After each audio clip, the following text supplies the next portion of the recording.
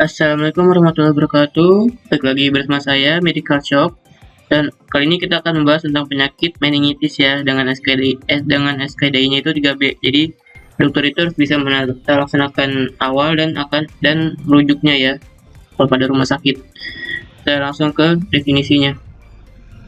Nah, untuk definisi dari meningitis itu adalah yaitu radang atau inflamasi selaput otak di lapisan meningen ya, itu diantara dia kan lapisan meningen kan ada tiga ya, ada dura mater, arachnoid, dan pia mater. Nah itu dia inflamasinya itu di antara arachnoid mater sama pia mater. Nah di antara arachnoid mater dan pia mater itu ada ruang subarachnoid ya, atau subarachnoid space yang dimana dia terdapat inflamasi di situ. Nah yang membungkus dan ruang subarachnoid itu membungkus otak dan medula spinalis ya, yang kemarin kita udah lakukan anatomi dan fisiologinya secara cerebrospinal. Kemudian untuk klasifikasi dari meningitis itu ada berdasarkan onset ya, atau klinisnya, atau berdasarkan etiologinya ya. Jadi kalau berdasarkan onsetnya itu ada yang akut, subakut, dan kronis. Nah untuk yang akut itu biasanya itu rentangnya itu dia kurang dari 5 hari, biasanya ini pada meningitis bakteri ya, tentunya kita duga-duganya yang biogenik. Kemudian kalau subakut dan kronik itu kan, kalau subakut kan 6 sampai 30 hari. Kronik itu ya lebih dari 30 hari atau satu bulan ya. Nah, untuk subakut atau kronik itu biasanya sih kemungkinan tuh dia udah dominannya tuh kan limfosit ya. Kalau akut itu dia biasanya kan dia neutrofil ya, atau sel PMN. Jadi kalau misalkan ini subakut atau kronik itu dia biasanya tuh meningitis virus, kalau enggak jamur ya, atau enggak yang lain-lain lah yang lama itunya predominannya. Kemudian untuk berdasarkan etiologinya itu ada patogen ya dan non patogen ya, atau penyebab lain. Nah kalau untuk yang patogen itu ada bakteri, virus, jamur, itu dibilangnya itu meningitis sepsis. Kemudian ada penyebab lain ya seperti autoimun, kanker ya, dan lain-lainnya, itu dinamakan meningitis asepsis. Jadi itu non infeksi ya. Kemudian untuk epidemiologinya, Indonesia itu adalah negara terbanyak ya kasus meningitisnya di Asia Tenggara. Kemudian pada studi prevalensi ya pada tahun 2016 itu terdapat kasus di Indonesia itu 78.000 kasus terinfeksi meningitis dan 4.000 kasus kematian ya meningitis. Dan case fatality rate-nya itu agak parah ya, jadi sekitaran 14,3%, dan mortalitasnya itu sampai 25% ya, jadi sekitaran 1/4 orang tuh bakal itu ya meningkat itu ya kematiannya. Kemudian untuk etiologinya itu tadi ya sama ya, ada yang patogen dan non patogen ya, gampangnya gitu aja. Yang patogen tuh ada virus ya, pertama ini ada enterovirus ya pada anak, kemudian ada herpes simplex virus 2 ya pada dewasa, biasanya juga ada HIV ya, biasanya dia komorbid pada meningitis tuberkulosa, asal virus varicella zoster ya, mumps ya, ini virus COVID-19 atau SARS juga bisa menyebabkan meningitis ya, dari misalkan dari paru ke otak gitu kan, ke ruang subarachnoid. Dan dari bakteri itu ada singkatannya di sini ya, ini ada SPNL, yaitu Streptococcus pneumonia, Neisseria meningitidis ya, Listeria monocytogen ya, dan juga ada bakteri lain seperti Pseudomonas aeruginosa dan Haemophilus influenza. Dan kita harus tahu juga ini ya, ini bakterinya ini penting banget ya, jangan sampai lupa. Ini ada meningitis Mycobacterium tuberculosis, ini bakterinya ini Mycobacterium tuberculosis ya. Biasanya tuh kalau dibilangnya tuh kita tuh meningitis tuberkulosa ya. Nah itu biasanya tuh dia terjadinya tuh subakut dan kronik, dan biasanya itu dia juga ada riwayat pengobatan 6 bulan ya, riwayat pengobatan TB ya biasanya kalau pada etiologi bakteri, atau pernah terinfeksi TB atau enggak gitu kan, atau radang paru 6 bulan. Lalu untuk jamur itu Cryptococcus coccidioides imitis dan mucormycosis, biasanya ini pada pasien, bisa pada pasien imunokompromis atau imunokompeten, atau pada HIV juga bisa. Kemudian untuk parasit itu ada naang ya, Naegleria fowleri, dan Angiostrongylus cantonensis, biasanya ini pada pasien yang berpergian sih kalau parasit. Dan untuk non infeksi ya tadi sama, ada gangguan autoimun ya, kanker, dan reaksi obat ya nih ya, reaksi obat.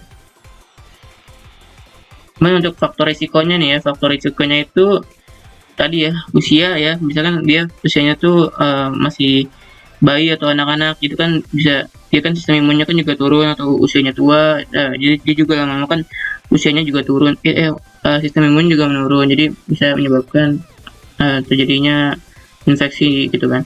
Kemudian ada faktor lingkungan, komorbiditas ya, seperti apakah terdapat HIV, DM ya, atau penyakit jantung, status imun juga ya tadi ya, HIV apakah dia terdapat HIV, DM dan lain-lain ya. Kemudian kita tanyakan juga riwayat vaksinasinya, apakah riwayat vaksinasinya lengkap apa tidak. Biasanya pada pasien yang tidak vaksin yang pneumokokus itu beda bilang karena dia nggak vaksin meningitis ya, pada Streptococcus yang vaksin pneumokokus, nah pokoknya dia bisa menyebabkan terjadinya meningitis yang disebabkan oleh Streptococcus pneumonia.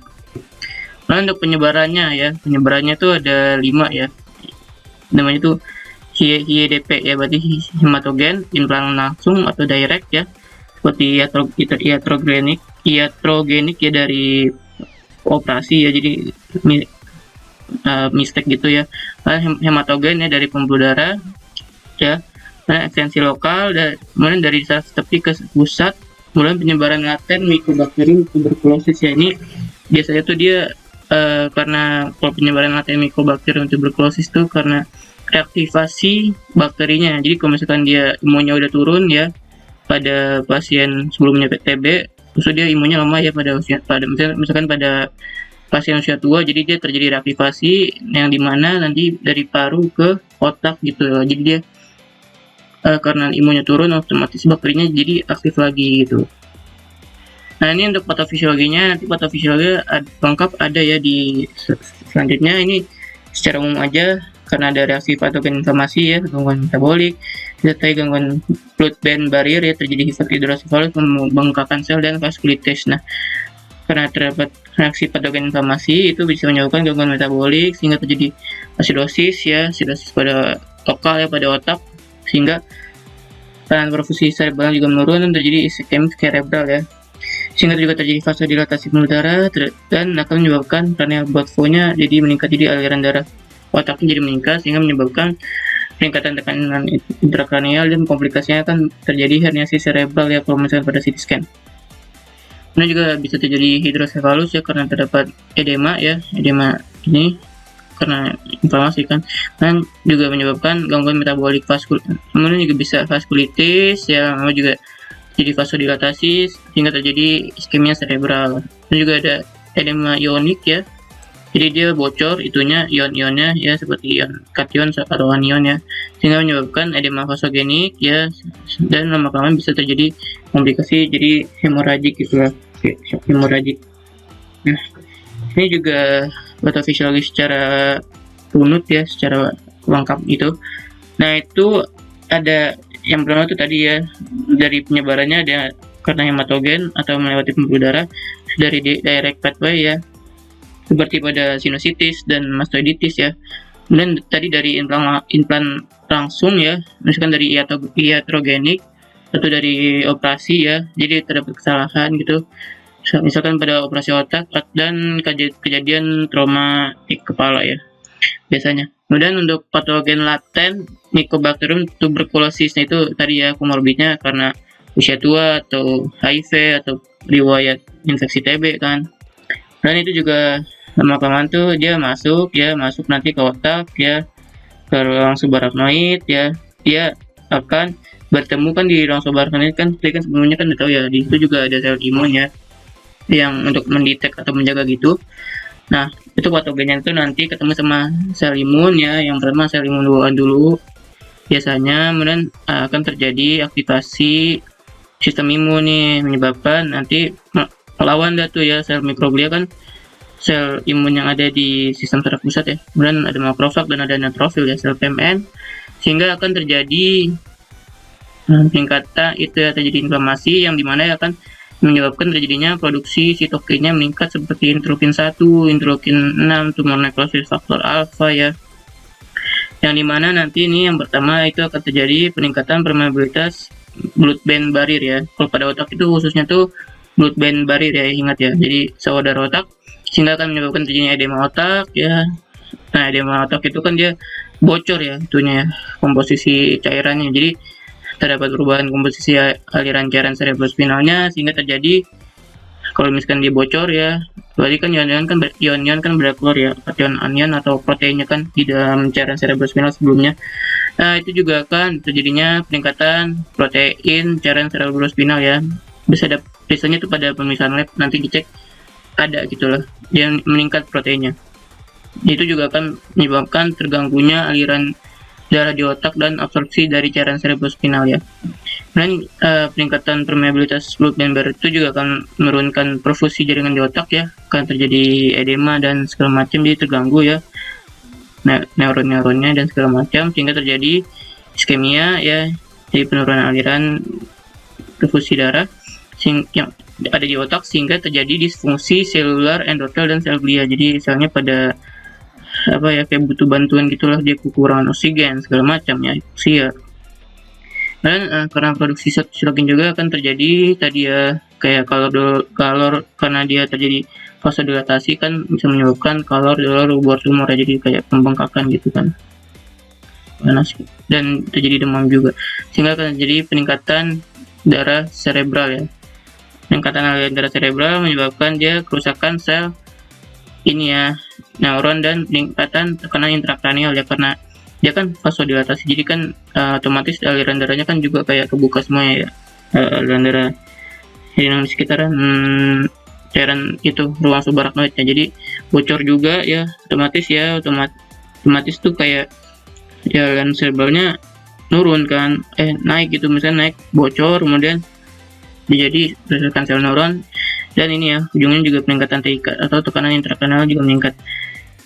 Jadi juga, nah ini produksi sitokin juga akan menyebabkan peningkatan adesi leukosit ke kapiler endotel ya. Jadi karena sitokinnya banyak ya, sitokin itu kan juga fungsinya kan untuk kayak merekrut sel-sel PMS-nya sama sel limfosit kalau udah kronis, itu juga menyebabkan nanti ada peningkatan adesi leukosit ya, jadi dia leukositnya nanti ke daerah yang terjadi inflamasi ya, atau peradangan ya, melewati kapiler endotel saluran darah otak ya, sehingga jadi memperparah ya inflamasinya, jadi makin nambah rusak tuh ya, dia jadi kayak inflamasi luas sehingga kerusakan juga sel neuron juga ya, sehingga tadi ya inflamasi meluas sehingga menyebabkan ya, kalau sitokin meningkat kan kayak interleukin 1, interleukin 6 kan juga akan menyebabkan meningkat itu ya, mengaktifkan pusat termoregulasi sehingga terjadi demam ya, kemudian juga karena peningkatan TIK sehingga terjadi peningkatan tekanan intraabdominal ya, jadi dia akan terjadi mual muntah ya, karena dia ada meluas ya, kan ini ya, ruang subarachnoid itu kan dari otak sampai medula spinalis kan ya, di lapisan meniman di antara arachnoid sama pia mater, itu juga akan menyebabkan terjadinya ya meluas kan sampai ke medula spinalis, sampai ke bawah, itu juga terjadi sakit kepala yang parah sekali dan terjadi kaku kuduk, yang dimana itu dia saat ditekuk itu dia nyeri ya, bisa kaku kuduk. Dan juga ini juga produksi sitokinnya meningkat, itu juga akan menyebabkan peningkatan ROS ya, atau reaksi oksigen spesies. Jadi ini sangat reaktif ini ya, ini fungsi ininya sangat toksik sekali pada sel-sel neuron sehingga jadi edema sitotoksik ya, jadi kerusakan sel neuron menyebabkan komplikasi peningkatan TIK ya, yang dimana kalau tidak ditangani kan terjadi herniasi cerebral, dan saya itu kalau misalkan TIK meningkat jadi stroke hemoragik. Kemudian inflamasi meluas itu ke seluruh CSF juga akan menyebabkan nanti kita pas PF itu bisa didapatkan clinic sign ya. Clinic sign itu apa? Nah, clinic sign itu nanti misalkan kalau kita tekuk ya kaki pasien dan kita ekstensikan, yaitu dia nyeri atau enggak tidak bisa diekstensikan sampai 135 derajat ya pada clinic sign. Nah, kalau pada Brudzinski sign ada Brudzinski 1, 2, 3, 4, cuman yang Brudzinski 1 itu nanti dia pas di kepalanya itu diekstensikan dengan cepat, itu akan menyebabkan terjadinya jadi kayak sama kayak kuduk, kayak nyeri atau tidak bisa ditekuk sampai itunya, tidak bisa ditekuk kepalanya. Jadi itu Brudzinski satunya juga positif ya. Itu untuk patofisiologinya. Nah, ini untuk diagnosisnya tadi juga sama ya. Untuk tes gejalanya tuh gampang sekali ya. Jadi ingat aja DSK ya. demam, sakit kepala, kuduk, itu udah otomatis kemungkinan terjadinya meningitis. Kemudian juga ada gejala lain seperti anoreksia, mual, muntah, rajikan dari patofisiologi, bisa jadi fotofobia juga kalau misalkan udah sampai ke parenkim otak ya, jadi dia kayak nggak takut sama cahaya ya, kayak vampir. Kemudian bisa terjadi kejang dan terdapat ruam pada kulitnya. Kemudian untuk TF itu tadi juga sama, ini chronic sign ya, jadi pasiennya itu ditekuk ya 90 derajat ya, dalam kondisi berbaring juga sama ya dua-duanya. Itu nanti kita coba fleksiin 90 derajat. Kemudian saat kita ekstensi nih ya, kalau misalkan dia nggak bisa ekstensi lebih dari 135 derajat, berarti dia nyeri, berarti dia connectionnya positif. Kemudian untuk kaku kuduk sama Brudzinski juga, kalau misalkan kita fleksi ya, kita tekuk lehernya, dia akan menyebabkan nyeri, atau dia menyebabkan fleksi ya, jadi kayak dia ditekuk tuh kakinya kan, dan nyeri juga bisa menyebabkan Brudzinski positif. Kemudian kita juga cek juga ya, tadi TRM udah, kita cek tanda vitalnya apakah meningkat apa tidak, apakah terdapat gangguan hemodinamik ya. Kemudian kita juga BCS-nya atau kesadarannya, apakah dia kesadaran komposmentis, apakah dia terdapat penurunan kesadaran. Dan juga tanya juga ya anamnesis ya, seperti apakah terdapat riwayat infeksi sebelumnya, penyakit komorbid kita juga harus tanyakan ya, pengobatan bagaimana, apakah dia minum obat 6 bulan yang dimana itu mengindikasikan adanya riwayat TB sebelumnya. Dan juga kita harus tahu juga apakah terdapat dia pernah ada riwayat HIV, DM ya. Dan kita juga harus tahu imunisasi, apakah pasien vaksinnya lengkap apa tidak. Dan untuk pemeriksaan penunjang ya, ini untuk pemeriksaan penunjang itu kita lihat juga ya, pertama-tama kita lihat lab darah rutinnya, apakah terdapat leukositus atau tidak. Kemudian pada fungsi lumbal, kita kalau misalnya kita suspek meningitis, kita harus juga curiga untuk dilakukan fungsi lumbal, dan bisa dilakukan kultur ya untuk bakteri ya, kemudian untuk jamur juga bisa, kemudian untuk CT scan kepala juga ya, dan MRI. Kemudian untuk interpretasi ya, analisis cairan cerebrospinal ya, ini gampangnya sih ini ya, pokoknya tuh ada di sini gampangnya tuh ada 1, 2, 3, 4, 5, 6, ada 6 kriteria. Nah, jadi itu untuk meningitis bakteri pyogenik ya, pada tampakannya tuh dia cairannya tuh warna kuning ya. Tekanannya itu dia meningkat, leukositnya meningkat banyak ya, biasanya ini akut ya kalau meningitis bakteri pyogenik. Leukositnya juga meningkat ya, ini meningkat drastis pada meningitis bakteri pyogenik yang normalnya itu kan kalau leukositnya kan 0-3, dominannya juga PMN ya, karena dia akut kan, polimorfonuklear ya, seperti neutrofil dan segala macam. Proteinnya juga meningkat ya, karena terdapat inflamasi luas, dan glukosa juga menurun ya, karena glukosanya itu nanti dimakan sama bakterinya. Meningitis viral ya, bisa dia jernih ya, tekanannya normal, tekanan CSS-nya, kemudian leukositnya juga agak meningkat dikit, tapi dominasinya limfosit ya, sama seperti meningitis tuberkulosa, dia dominasinya juga limfosit ya. Tapi dia bedanya sama meningitis tuberkulosa, kalau meningitis viral tuh dia proteinnya normal ya, biasanya sama glukosa juga normal. Kemudian untuk meningitis tuberkulosa dia kuning tapi dia kental, bisa juga kronis ya, karena leukosit meningkat juga bisa. Sama sih seperti meningitis bakteri pyogenik, dia protein meningkat dan glukosa nurun. Kemudian untuk meningitis jamur itu dia biasanya dominan limfosit, tekanannya juga bisa meningkat ya, karena ini jamur, dan juga biasanya glukosa juga normal ya, turun, dan leukosit juga meningkat. Nah, untuk diagnosis bandingnya kita harus juga curiga dengan encephalitis, kita tanyakan juga apakah terdapat riwayat ya tadi ya, apakah terdapat encephalitis dan riwayat radang pada otak. Dan juga kita harus curiga juga apakah terdapat neoplasma otak jika dia terdapat sakit kepala yang kronis ya.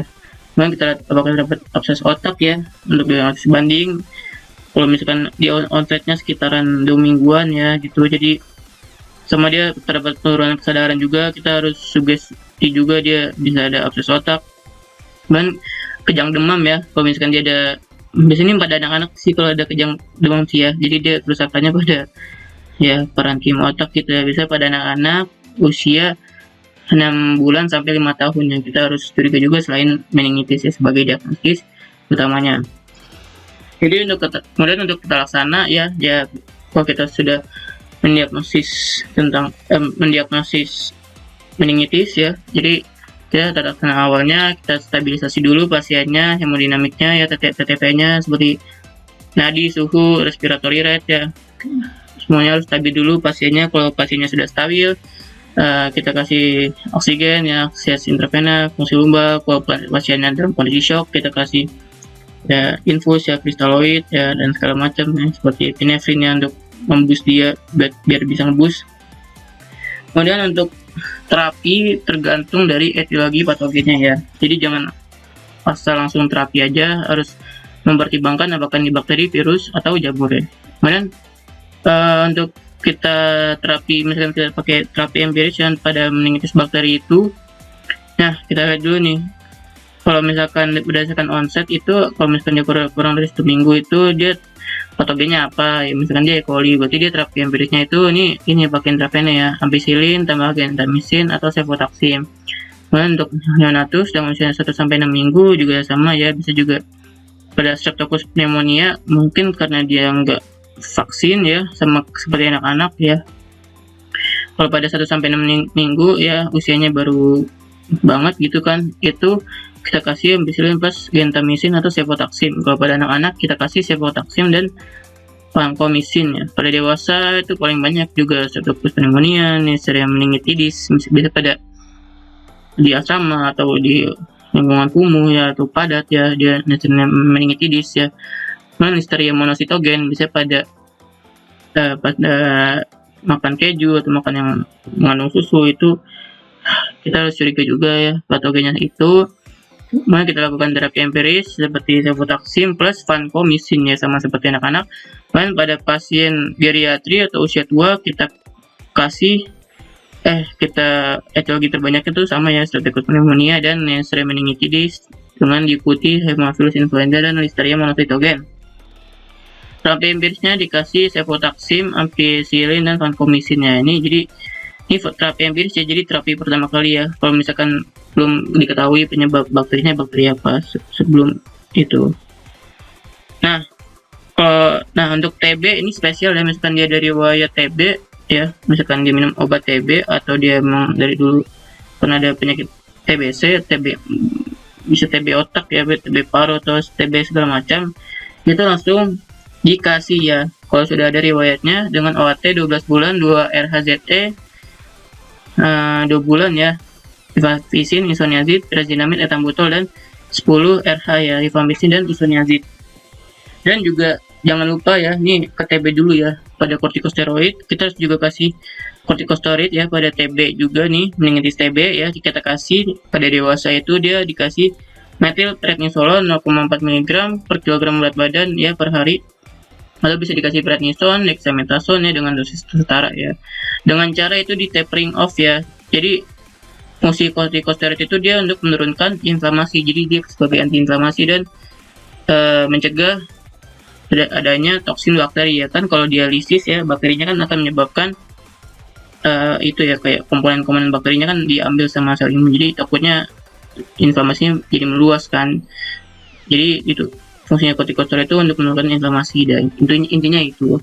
Dan kalau pada meningitis bakteri yang biasa ya, itu bukan yang TB ya, ini dexamethasone 0,15 mg per kilogram berat badan, maksimal 10 mg dengan 4 kali per hari selama 4-6 minggu, diminum sebelum atau bersamaan dengan pemberian antibiotik. Kemudian juga harus tahu, kita juga terapi suportif ya. Tadi juga sama, misalkan di pasien shock kita kasih cairan kristaloid, dan kita kasih, kalau misalkan dia demam ya, kita kasih antibiotik seperti paracetamol. Kemudian untuk sakit kepala kita kasih analgetik ya, golongan apa ya, analgetik NSAID atau opioid. Kemudian kalau kejang kita kasih antikonvulsan ya, seperti diazepam, atau epilepsi kita kasih Samvalproat. Dan kalau dia mau muntah kita kasih biasa antiemetik seperti ondansetron atau domperidon. Dan juga ya tadi ya, jika terdapat edema yang meluas itu kita kasih kortikosteroid juga. Nah, untuk prognosis ya, kalau prognosis itu biasa pasien kalau meningitis, kalau misalkan dia udah terlambat gitu ya, lebih dari 1-2 hari itu dia bisa mortalitasnya meningkat tajam. sekitar 50 sampai 80%. Jadi harus cepat ya meningitis itu. Lalu untuk komplikasinya itu karena dia biasanya infeksi patogen, itu misalnya kan kalau sudah kelamaan bisa terjadi sepsis ya, itu parah sekali dan bisa terjadi shock sepsis. Nah, untuk komplikasi lainnya itu bisa terdapat penurunan kesadaran, disfungsi nervus cranialis seperti hemiparesis ya, kejang multiple, paralisis vokal, dan terjadi hidrocephalus. Jadi di sini kalau hidrocephalus itu pada anak ya, jadi fontanelnya bulging gitu atau membengkak gitu.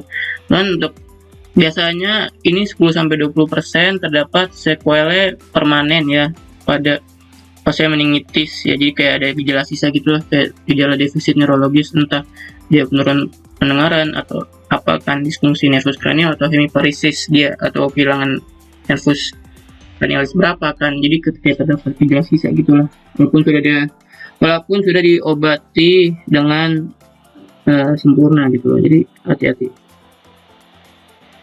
Dia juga harus edukasi pasiennya bahwa penyakit ini harus cepat ditangani kan, jadi kalau lama bisa berbahaya pada meningitis.